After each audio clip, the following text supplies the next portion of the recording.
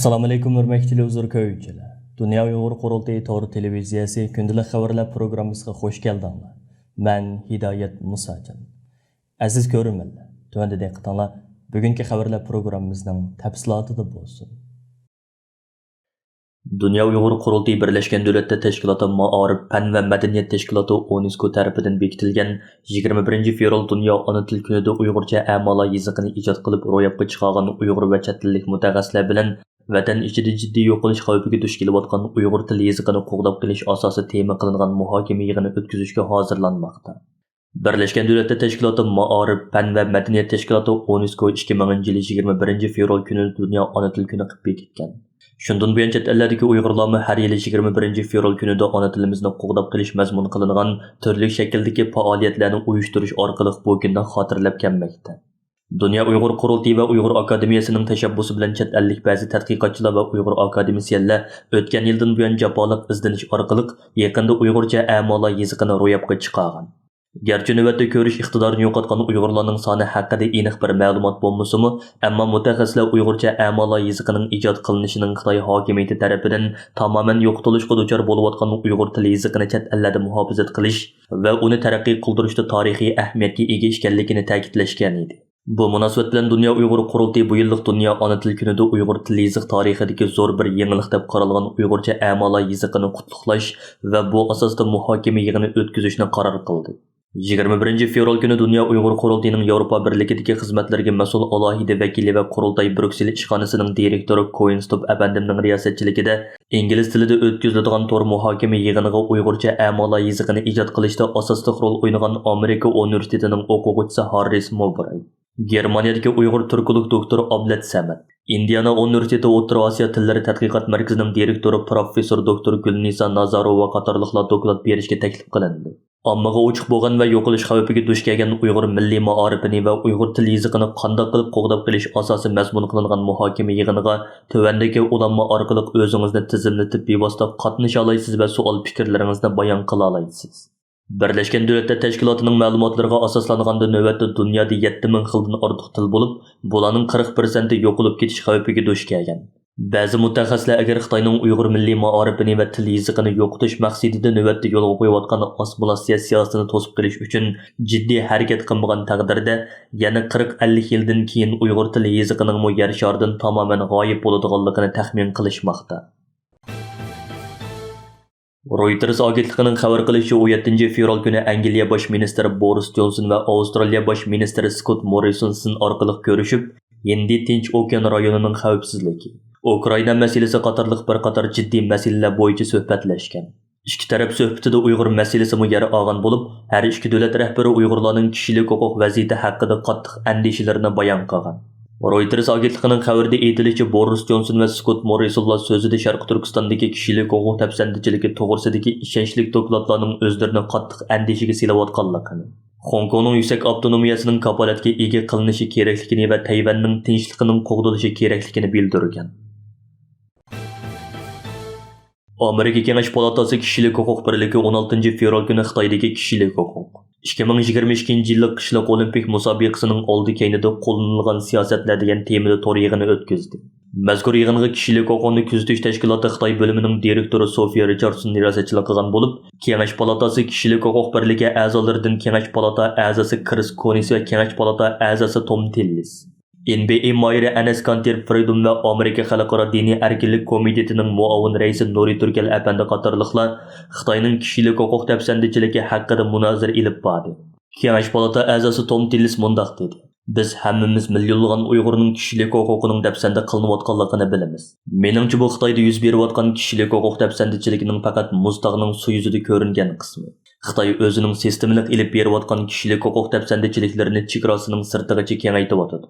Anas Kanterga o'xshash Xitoyning jinoyatini oshkorlaganlarni har xil yo'llar bilan jimiqtirishga urinayotdi. Bu orqali o'zlarining jinoyatini yushirishga urinayotdi. Biz butun dunyo jamoatini va Amerika xalqining uyg'onishi uchun Xitoy haqidagi tashviqotlarga texmo kutishimiz kerak." U yana mundaq dedi: "Xitoy buning javobgarligidan qocha olmayman deb o'ylayotdi. Lekin biz xalqaro organlar birlashib, barliq kuchimiz bilan Xitoyning jinoyatlarini to'xtatishimiz kerak. Vaqt o'tgan sari ahvol texmo og'irlashadi. Shunga hozir harakatga o'tishning dal payti." Enes Kanter Sharq Turkistondagi qirg'inchilikni oshkora tanqidlagan va Beijing qishliq olimpik musobaqasini to'liq boykot qilish chaqiriqini o'ttirg'a qo'ygan edi. U yaqinda Boston Keleslar komandasidan Houston raketasi komandasiga almashtirilgan. Ammo kutilmaganda Houston raketasi komandasi Enes Kanter bilan bo'lgan to'xtamni bekor qilganligini e'lon qilgan. Enes Kanter Xitoyning kishilik huquq dafsandichiligi bilan Xitoyda navbatda ilib berilayotgan olimpik musobaqasining bog'lanishi haqida so'ralgan savolga javoban mundaq dedi. Men Xitoyning Uyg'urlarga yurgizayotgan zulmlari haqida izlandim. Xitoy Uyg'urlarga emas, balki Tibet, Hong Kong, Tayvan qatorliq joylarda kishilik huquq dafsandichiligi yurgizayotdi. Men Xitoy hukumati tarafidan ilib berilayotgan barliq dafsandichiliklarni har yerda tilga oldim. Shuning bilan men top o'ynayotgan basketbol klubini Xitoy mablag' bilan ta'minlaydigan bo'lg'achqa, albatta oqibati klubdan meni chiqarib etish bo'ldi. Men boshdan oxiri aytib kelayotganimdek, mening Xitoy fuqarolari bilan bir dardim yo'q. Mening dardim navbatdagi Xitoy hokimiyati. Meningcha biz cho'qim bu hokimiyatning jinoiy javobgarligini surishta qilishimiz kerak. Kengash palata a'zosi Chris Coons Xitoyning kishilik huquq dafsandichiliklarini yepish uchun dunyoning diqqatini tantarbiyaga yetkazishga urinayotganligini ta'kidladi va mundaq dedi. Biz Xitoyda yuz berayotgan tragediyalik kishilik huquq dafsandichiliklarini ko'rmasga solsak bo'lmaydi. Shu onning o'zida Xinjiangda Uyg'urlarga qarata irqiy qirg'inchilik yurgizilyotdi. Tibet va Hong Kongliklar bostirishga uchrayotdi. Ular yuqori texnikalik nazorat qilish sistemasi orqali ijtimoiy va siyosiy besimni kuchaytiryotdi va bu texnikani dunyoning boshqa joylariga eksport qilyotdi.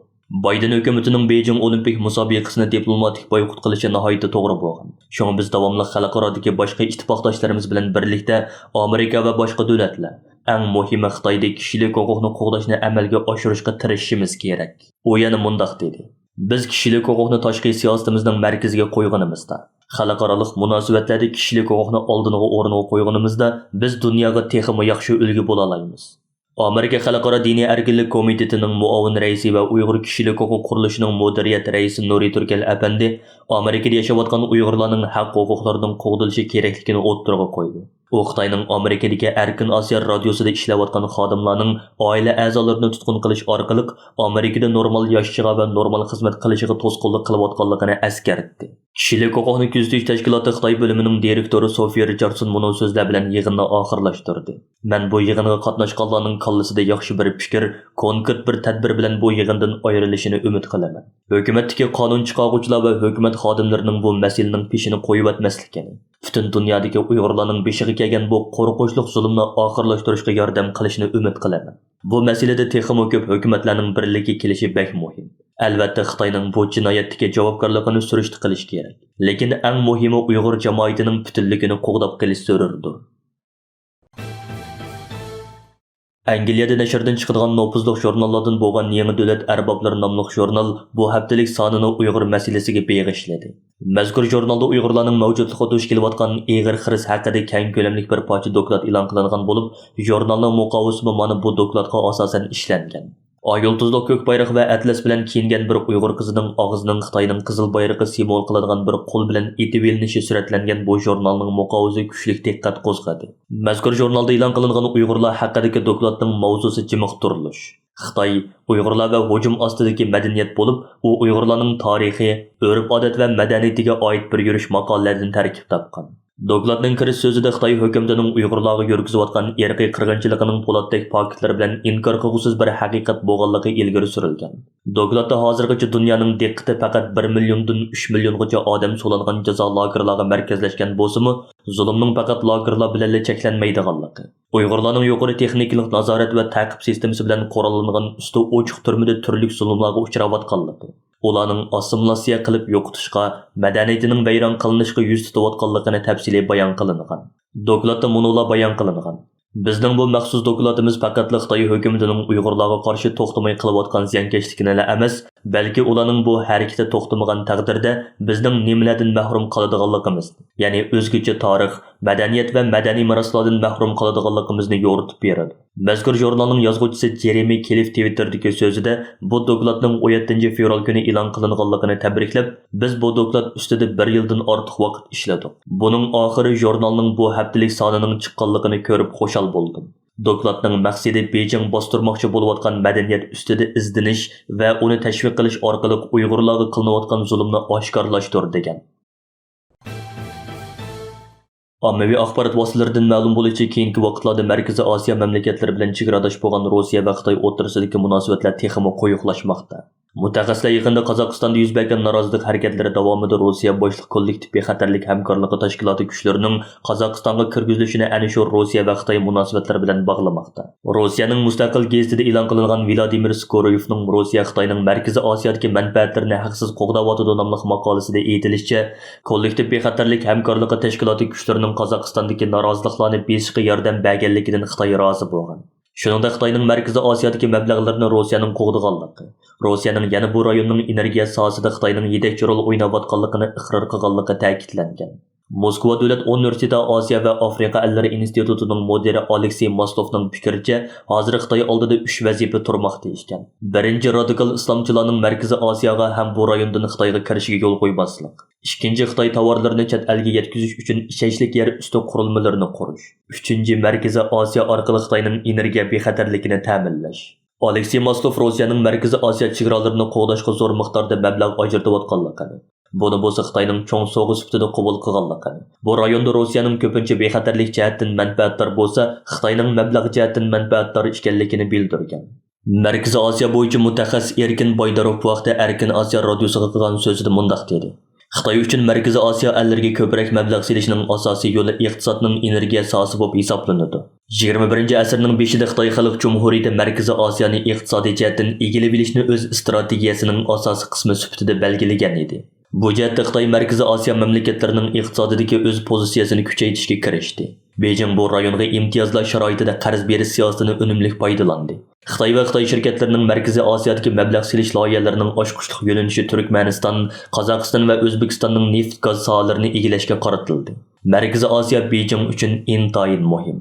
U yana Rossiya bilan Xitoy munosabatlari buningdan keyin taraqqiy etsa-mu, ammo ularning har birining Markaziy Osiyoda o'z oldiga siyosat yurgizadiganligini bildirdi. Erkin Boydarov mundaq dedi: Rossiyaning Markaziy Osiyodagi ta'siri va roli ilgirgidek bo'ladi. Markaziy Osiyo bilan birga yashagan o'tmishi hamda bu rayonda millionlagan rus aholisining bo'lishi Moskvaning bu rayonga bo'lgan tashqi siyosatining asosiy yo'nalishlaridan biri bo'lib qoladi. Buningga qo'shimcha Markaziy Osiyo iqtisodiy jihatdan Rossiyaga beqinda. Qozog'iston, Qirg'iziston, Tojikiston va O'zbekistonning Rossiya bilan bir tashkilotlarda bo'lishi Rossiyaning Markaziy Osiyoga buningdan keyin texnik kuchlik besim ishlatishiga sharoit yaratadi. Afg'oniston masalasi Rossiyaning bu rayon bilan yaqinlashishiga mumkinchilik beradi. Bu yerda Xitoyning Markaziy Osiyoni o'z ta'sir doirasiga elishiga qarshi turishda Rossiya tamponlik mexanizmi bo'lib hisoblanadi. Dunyo Uyg'ur qurultiyining oliy maslahatchisi, Qozog'istondagi tadqiqotchi va siyosatshunos Qahramon G'o'jambardi bu vaqtda Erkin Osiyo radiosiga mundaq dedi: Hokim mutlaq Xitoy 30 yil jarayonida Markaziy Osiyoga iqtisodiy singib kirishni intayin kuchaytirdi. Natijada Markaziy Osiyo jumhuriyatlari iqtisodiy jihatdan ko'proq Xitoyning ta'sirida qoldi. Markaziy Osiyo davlatlari Rossiya bilan Sovet ittifoqidan mustaqil bo'lib chiqqan. Shuning uchun Markaziy Osiyo allari Rossiya bilan siyosiy, harbiy jihatda zich munosabatga ega. Qozog'istonda yuz bergan yanvar fojiasi munosabati bilan Rossiyaning harbiy ta'siri Qozog'istonda kuchayib Shundaqla Markaziy Osiyoda keyingi vaqtda iqtisodiy tarafdan Yevropa ittifoqining ta'siri kuchli. Markaziy Osiyodagi turkiy tillik davlatlar hozir og'ir vaziyatda.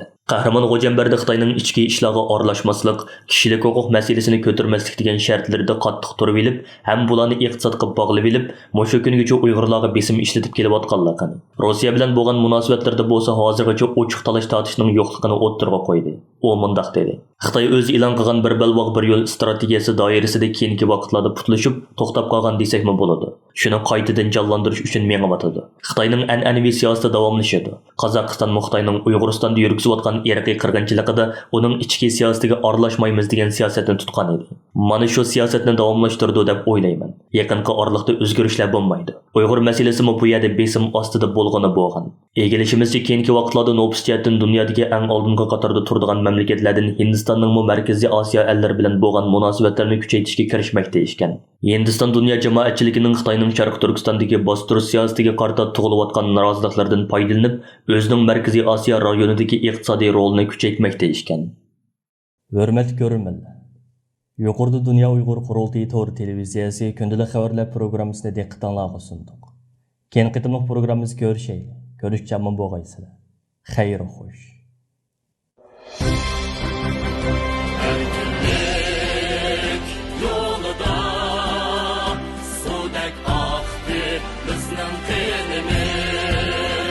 Sen üçün ey yurtimiz